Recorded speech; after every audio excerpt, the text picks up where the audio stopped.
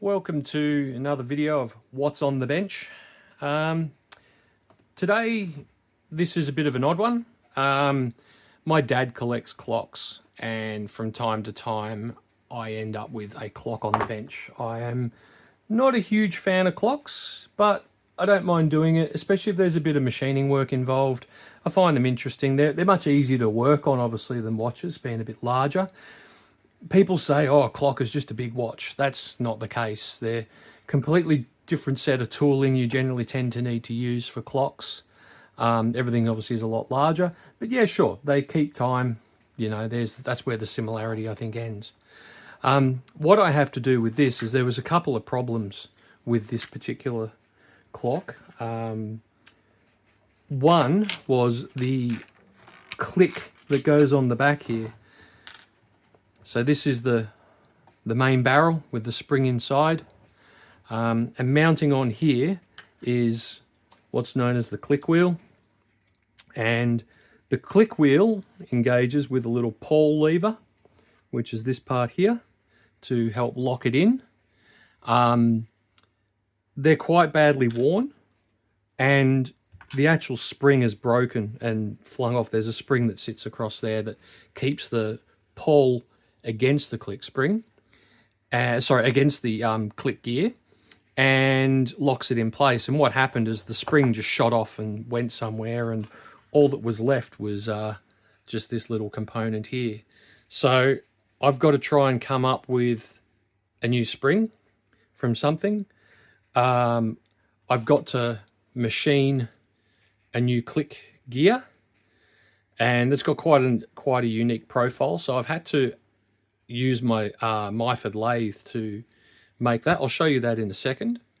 And I'll also make another one of these pawls, because the top corner up on this side is quite worn and it doesn't engage very well. This slips quite easily off itself.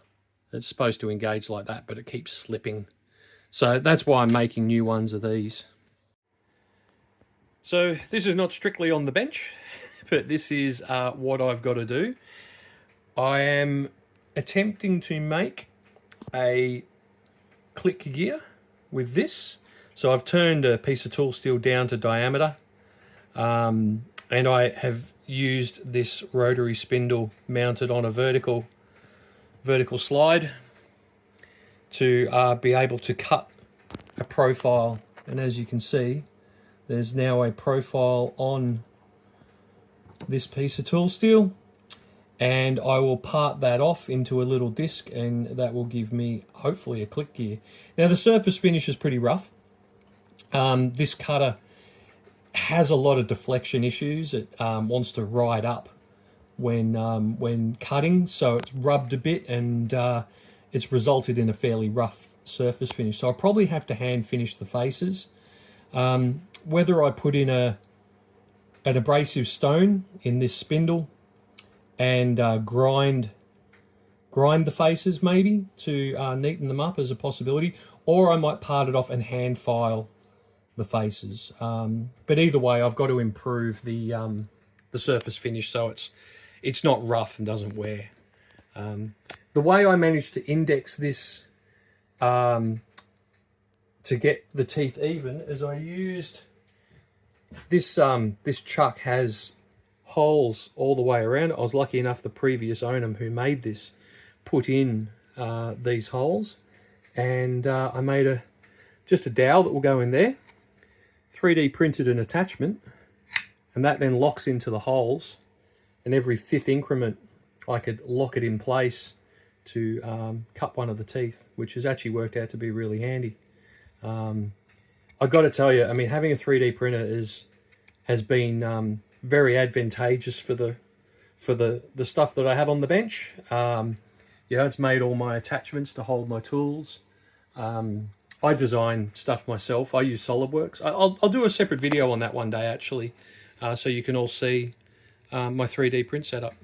Now, I've decided I'm gonna try and use a little burr stone off my Dremel, mounted in the in this spindle here.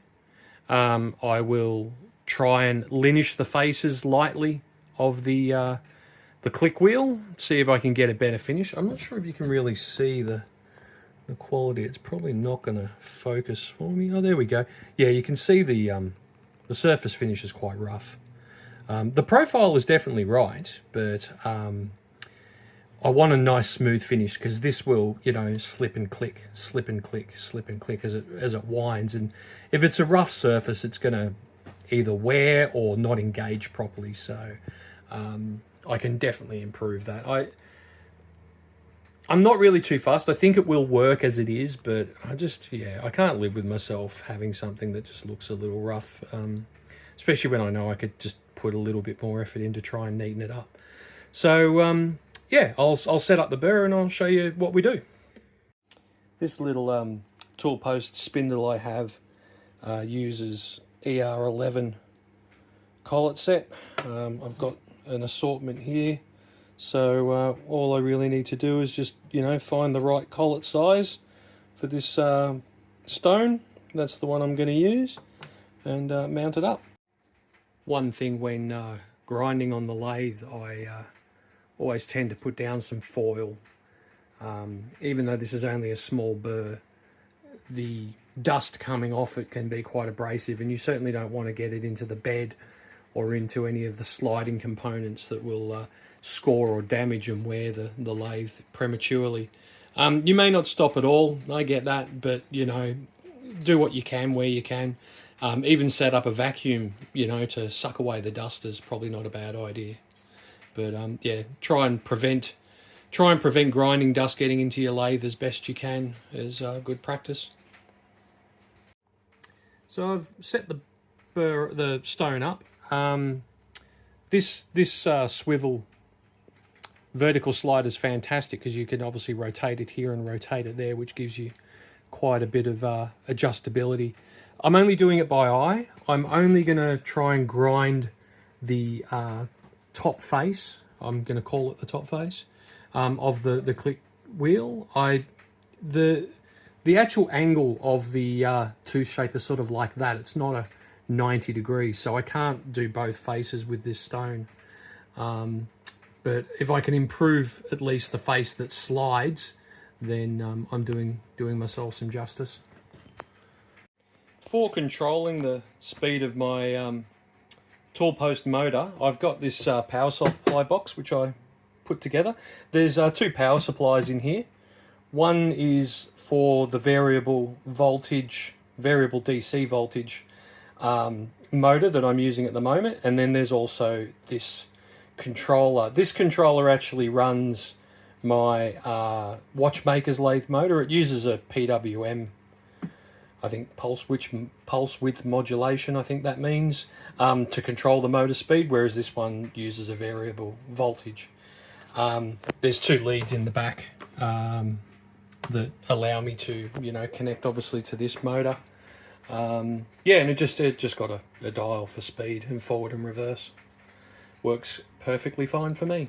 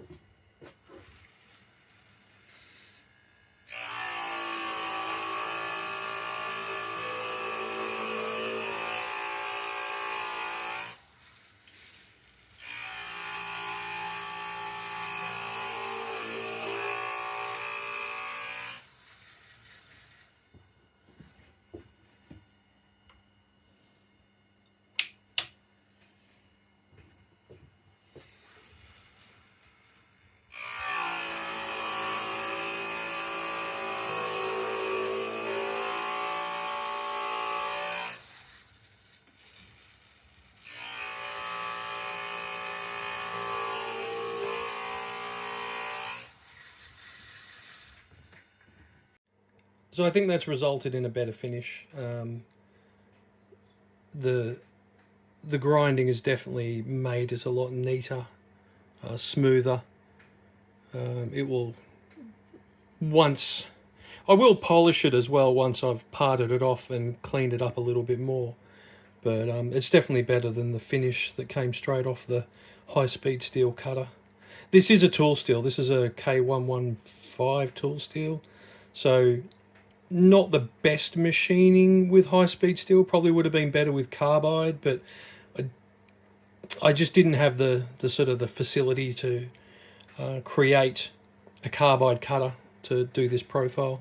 High-speed steel was the choice. As you can see, this is the grinding dust that comes off the job.